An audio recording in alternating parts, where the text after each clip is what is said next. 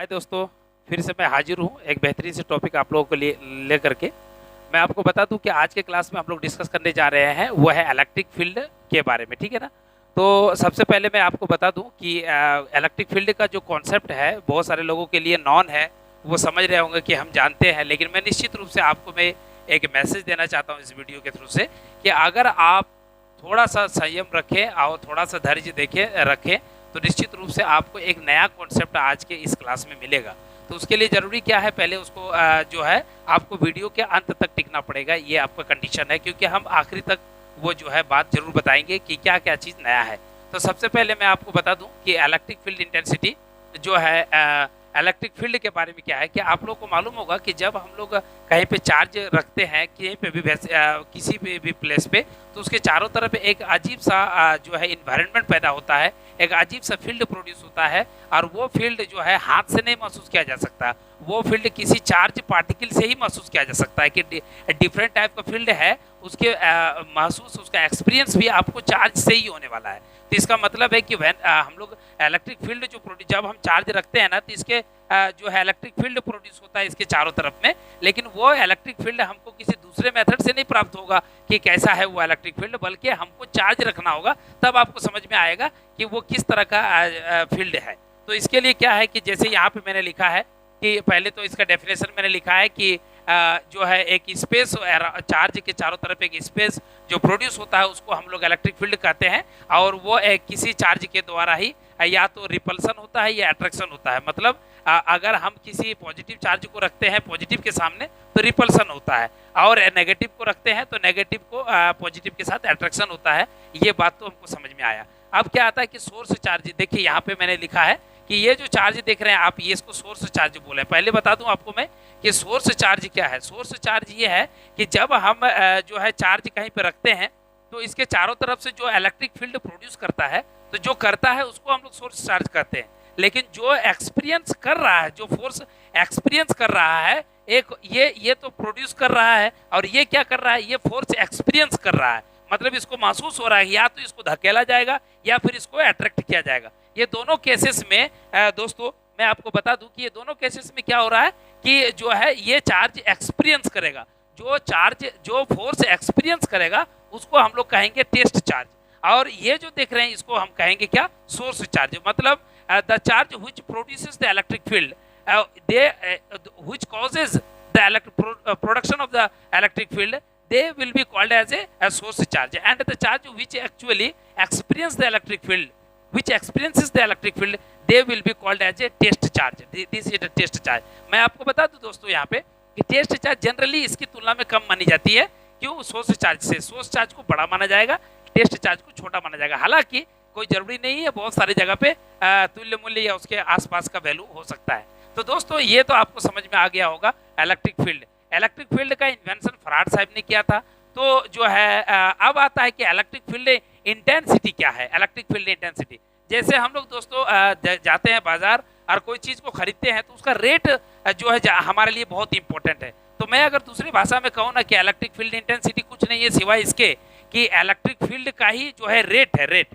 तो जब अगर हमारे 10 कूलम चार्ज के ऊपर 20 न्यूटन का फोर्स लगता है तो तब हम समझेंगे कि ये रेट क्या है। तो उसी तरह के ये 10 कूलम, अगर मुझे 20 न्यूटन का फोर्स लगा 10 कूलम चार्ज के ऊपर, this will be called as an electric field intensity. तो उसी तरह से ये है मेरा, ये electric field intensity is nothing but, ये वेक्टर फॉर्म में लिखे क्योंकि एक पर्टिकुलर डायरेक्शन पे फोर्स लगता है। जब भी इलेक्ट्रिक फील्ड इंटेंसिटी निकाले जाएंगे किसी जगह पे तो वो एक पर्टिकुलर डायरेक्शन पे होगा।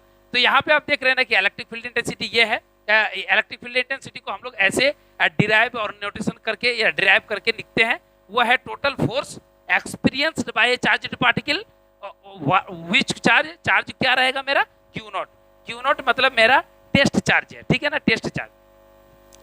टेस्ट चार्ज जो है ये मेरा है। तो अब हम देखते हैं क्या कि इलेक्ट्रिक फील्ड इंटेंसिटी दोस्तों, उसका डायरेक्शन और फोर्स का डायरेक्शन दोनों एक ही होगा, दोनों का डायरेक्शन एक ही होगा। जिधर इलेक्ट्रिक फील्ड होगा, जिधर हम मेजर करेंगे कि किस डायरेक्शन में इलेक्ट्रिक फील्ड है, जिस डायरेक्शन में किसी पॉजिटिव चार्ज को धकेला जा रहा है, वही मेरा इलेक्ट्रिक फील्ड इंटेंसिटी है। तो ये मेरा जो है इलेक्ट्रिक फील्ड इंटेंसिटी का मैंने यहाँ पे लिखा है, और वेक्टर इसलिए होगा क्योंकि इलेक्ट्रिक फील्ड का तो निश्चित रूप से एक डायरेक्शन होगा, तो इसीलिए इलेक्ट्रिक फील्ड का जो है एक वेक्टर क्वांटिटी, वेक्टर नोटेशन है।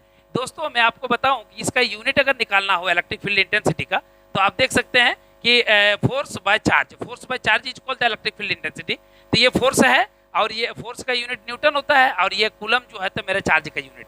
तो इस तरह से मुझे पता चला क्या कि ये जो है मेरा यूनिट है। अब आ जाता है क्या कि जो है दोस्तों अगर पॉजिटिव चार्ज हो तो उसके द्वारा जो है ना, पॉजिटिव चार्ज हो तो उसके द्वारा जो है उसके तरफ जो एफ का जो डायरेक्शन होगा, इलेक्ट्रिक फील्ड का डायरेक्शन होगा, वो पॉजिटिव डायरेक्शन, पॉजिटिव चार्ज हो तो उसके तरफ से निकलेगा, परंतु अगर हमारा नेगेटिव चार्ज हो तो उसके तरफ आएगा। इसीलिए मैंने यहाँ पे भी जो दो डायग्राम दिया, if the charge is positive the electric field intensity is likely to be going up outward from the charge, and in the case of the negative charge, it will seems to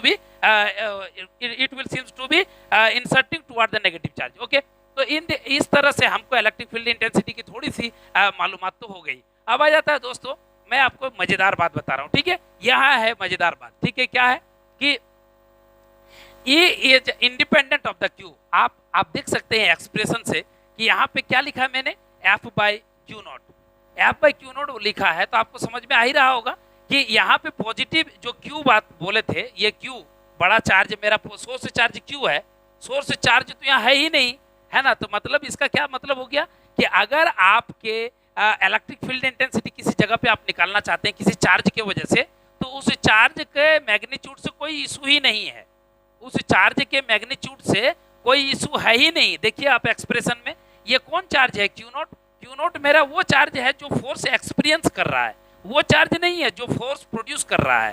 तो यहाँ पे देखिए गौर करिए, Q not is electric field intensity is independent of the Q not, Q independent of the source charge, तो मेरा test charge के ऊपर निर्भर करता है। अब मजेदार बात आ रहा है क्या कि मान लीजिए दोस्तों कि ये आप देख रहे हैं ना, ये मेरा प्लस क्यू चार्ज है और इसके द्वारा फील्ड प्रोड्यूस की जाएगी, और ये मेरा क्यू नॉट जो है मेरा टेस्ट चार्ज है, जो आप देख सकते हैं पिक्चर में दिखा रहा है मैं कि यहाँ पे क्यू नॉट टेस्ट चार्ज है, और वो टेस्ट चार्ज भी कुछ तो फील्ड प्रोड्यूस करेगा ना, पॉजिटिव चार्ज है, तो अगर पॉजिटिव चार्ज है तो वो भी फील्ड प्रोड्यूस करेगा और ये भी फील्ड प्रोड्यूस करेगा। ऐसे केस में मान लीजिए इस जगह पे जहाँ पे मैंने एक बिंदु दिया है, इस जगह पे मैं इलेक्ट्रिक फील्ड इंटेंसिटी निकालना चाहता हूँ, ठीक है ना। और अगर इलेक्ट्रिक फील्ड इंटेंसिटी इस जगह पे निकाल रहा हूँ, तो आप तो समझ रहे होंगे ना कि यहाँ पे इस पॉजिटिव चार्ज की वजह से और यहाँ पे इस पॉजिटिव चार्ज की वजह से भी कुछ ना कुछ जो है कोलाइडिंग हो रहा है, कुछ ना कुछ फील्ड इंटेंसिटी को प्रभावित करेगा।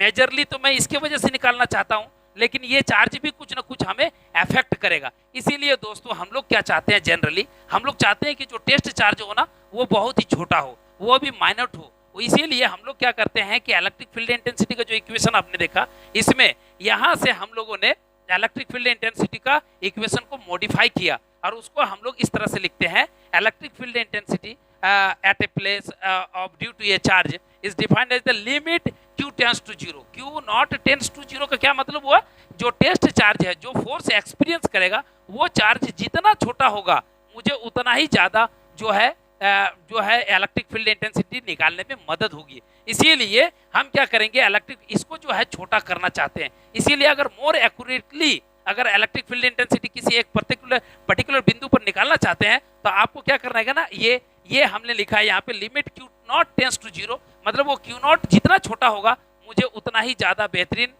जो है फोर्स का कैलकुलेशन निकाल सकते हैं।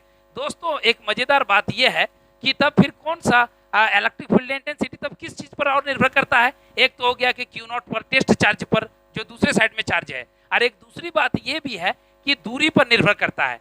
दूरी पर it is a function of R, the force is a function of R. Charge के नज़दीक जो है हम जितना जाएंगे उतना ही ज़्यादा इलेक्ट्रिक फोर्स लगेगा, और चार्ज के दूर जितना दूर रहेंगे इलेक्ट्रिक फोर्स उतना कम होगा। इसीलिए इसको इस तरह से लिखते हैं दोस्तों, ठीक है। अब आ जाता है क्या, ये देखिए गौर करिए कि अगर ये पॉजिटिव चार्ज होगा तब तो ठीक है, तो पॉजिटिव चार्ज क्या करेगा, पॉजिटिव ये भी फोर्स है, ये भी प्रोड्यूस करेगा कुछ फील्ड, ये भी ले दे के आपको कर सकते हैं कि इस जगह पे कुछ ना कुछ कैंसिल होगा, इलेक्ट्रिक फील्ड इंटेंसिटी को कैंसिल किया जा सकता है यहाँ पे। मतलब electric field intensity will be reduced in this place if the charge is positive, the test charge is positive, okay. और अगर हमारा वो नेगेटिव होगा तो वहाँ पे बढ़ जाएगा। आप लोगों को मालूम होगा दोस्तों कि अगर हमारा मिनिमम जो चार्ज है, जिसको हम लोग मिनिमम चार्ज कहते हैं, that is the in the form of the electron, और इलेक्ट्रॉन का जो चार्ज होता है वो 1.6 × 10⁻⁻19 कूलम होता है।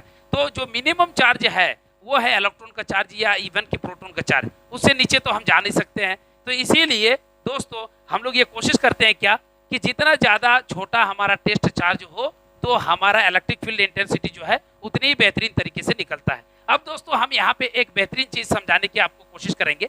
मान लीजिए कि यहाँ पे कोई टेस्ट चार्ज है Q और यहाँ पे ये मैंने P बिंदु दिया। अब इलेक्ट्रिक फील्ड इंटेंसिटी ये जो है इस बिंदु पर हम निकालने की कोशिश करेंगे। मान लीजिए इसका नाम O है, इसका नाम P है, ठीक है ना। इससे R दूरी पर, R0 दूरी पर कोई वस्तु कोई जगह है जहाँ पे हमको इलेक्ट्रिक फील्ड इंटेंसिटी निकालना है।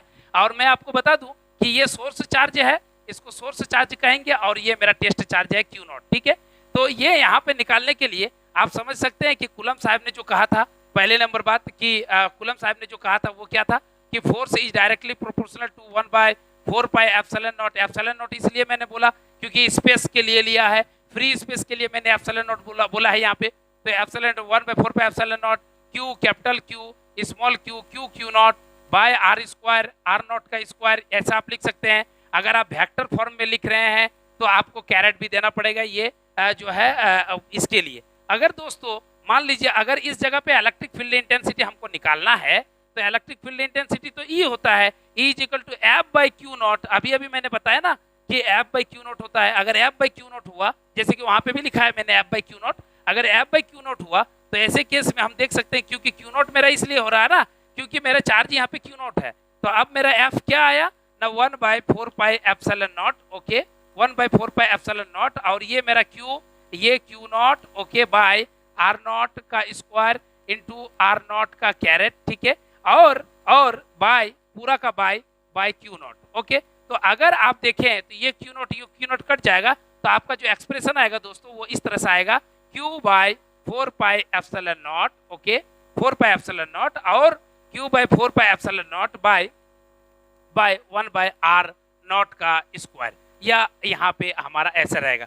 तो ये जो आप इलेक्ट्रिक फील्ड इंटेंसिटी जो है ये this is the expression for the electric field intensity at a point due to a point charge. ये मेरा मैंने Q जो रखा है ना इसका नाम दिया पॉइंट चार्ज। पॉइंट चार्ज क्यों दिया?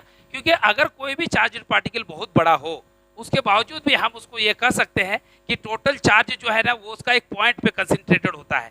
That all will be even तो स्फेरिकल रहेगा, कुछ भी शेप का होगा, परंतु हम उसको एक पॉइंट में कंसीडर करके हम मेजरिंग करेंगे उसका डिस्टेंस, इसीलिए उसको पॉइंट चार्ज कहते हैं। तो दोस्तों अगर हमारा ये वीडियो मैं आपको बता दूं कि ये जो चैनल आप देख रहे हैं इसका नाम है यूनिक क्लासेस बाय मजर सर।